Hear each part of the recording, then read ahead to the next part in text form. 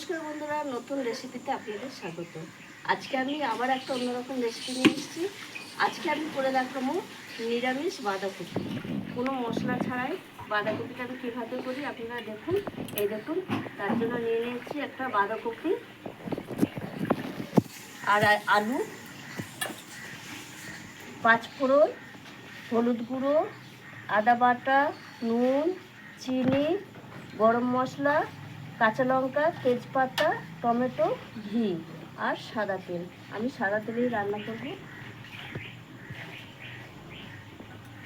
প্রথমে আমি বাঁধাকপিটা কেটে নেবো। তার জন্য আমি এই যে জল বসিয়ে দিয়েছি সেদ্ধ করবো বলে আমি কেটে নিচ্ছি।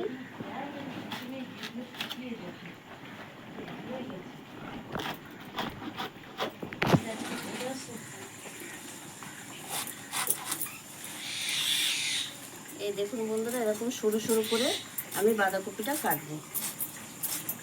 এইভাবে আমি সব বাঁধাকপি আলু কেটে নিচ্ছি।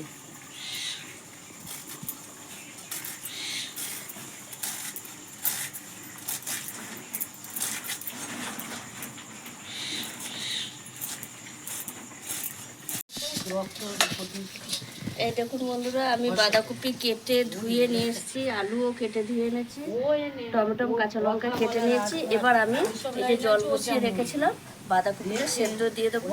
আগে একটু জলে নুন দিয়ে দেবো, একটু নুন দিয়ে দেবো, তাহলে বাঁধাকপিটা তাড়াতাড়ি সেদ্ধ হয়ে যাবে। চেনে মানুষকে, আর ওরা ওই লাইনে আছে সেটাও জানে। আনার পরে বলছে সব রিপোর্ট দেখলো, সব বললো। বাপাকে বাইরে বললো, আমার সন্দেহ হচ্ছিল তারা একটু রিপোর্ট করলে ভালো হয়। এবার আমি বাঁধাকপিটা এবার একটু ঢাকা দিয়ে দেবো। বাঁধাকপিটা সেদ্ধ হোক ততক্ষণে। এবার ঢাকাটা খুলে দেখে নিচ্ছি, বাঁধাকপি মনে হচ্ছে সেদ্ধ হচ্ছে। এই দেখুন বন্ধুরা, হ্যাঁ বাঁধাকপি সেদ্ধ হয়ে গেছে। এবার আমি নামিয়ে নেব। আমি ছাঁকনির সাহায্যে ছেঁকে নামিয়ে নিচ্ছি।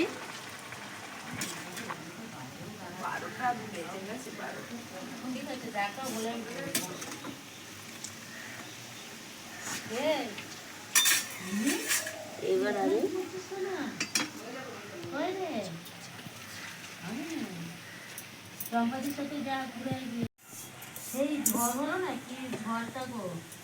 এইবার আমি কড়াইয়ে দিয়ে দেবো সাদা তেল।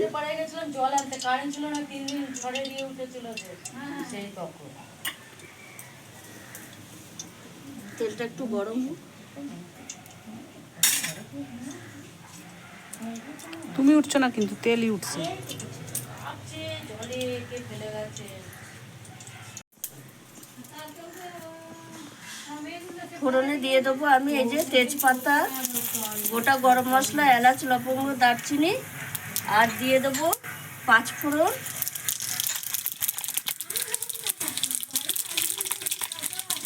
আর দিয়ে দেবো কাঁচা লঙ্কা,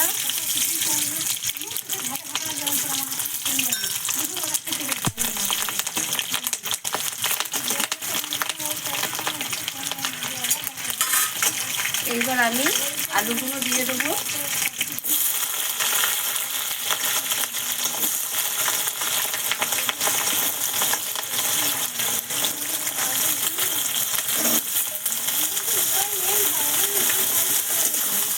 আলুগুলো একটু ভাজা ভাজা হোক। এবার আমি দিয়ে দেবো পরিমাণ মতো নুন। বাঁধাকপিতে নুন দিয়েছি তাই অল্প নুন দেবো। আর দিয়ে দেবো হলুদ গুঁড়ো পরিমাণ মতো।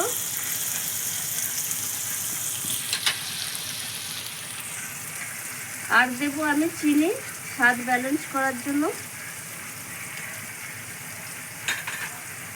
এবার আমি আলুগুলো ভাজা ভাজা করে নেব। এবার আমি দিয়ে দেবো কেটে রাখা টমেটো। টমেটোটা দিয়ে খানিক্ষণ আলুটা নেড়ে ছেড়ে নেবো।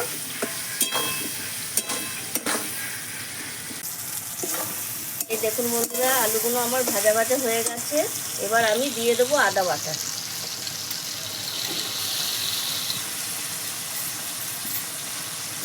আদা বাটাটা দিয়ে আমি একটুখানি নেড়ে চেড়ে নেবো।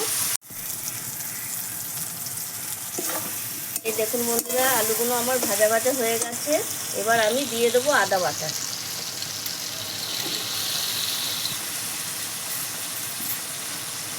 আদা বাটাটা দিয়ে আমি একটুখানি নেড়ে চেড়ে নেবো।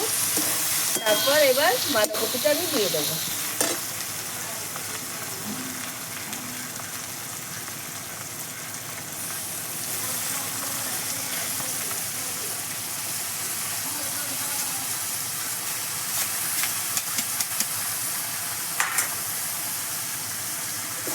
এইবার আমি বাঁধাকপিটা আলুর সঙ্গে ভালো করে একটু কষিয়ে নেব।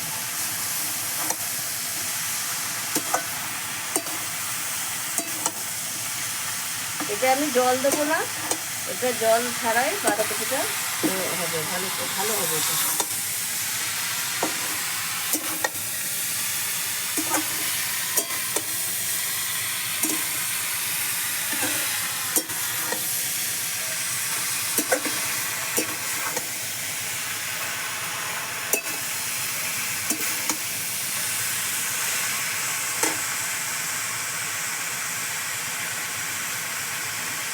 এইভাবে আমি বাঁধাকপি আলুর সঙ্গে কষাতে থাকি। আর জল দেবো না, এই বাঁধাকপির জলেই বাঁধাকপিটা হয়ে যাবে, যেহেতু আগে বাঁধাকপি আমি সেদ্ধ করে রেখেছি।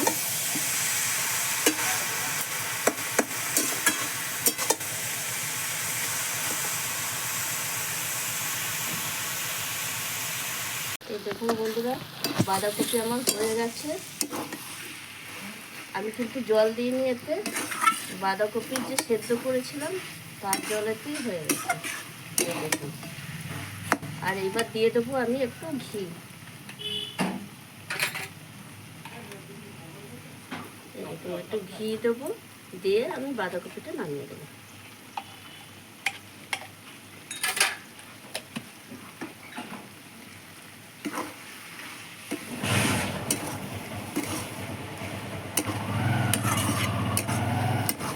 এবার আমি নামিয়ে দিচ্ছি।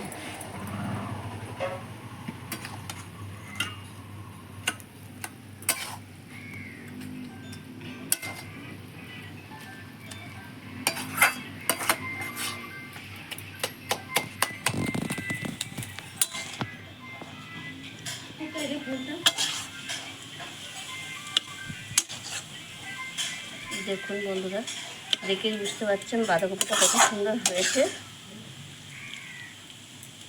খেয়ে দেখবেন, আরও ভালো লাগবে।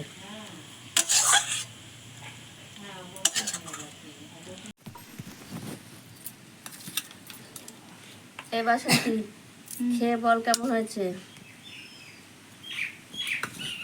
বাঁধাকপি খেয়ে বল কেমন হয়েছে।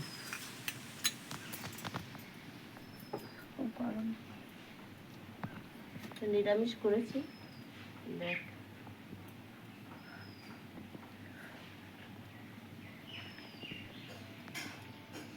খুব সুন্দর লাগছে। সুন্দর লাগছে। হ্যাঁ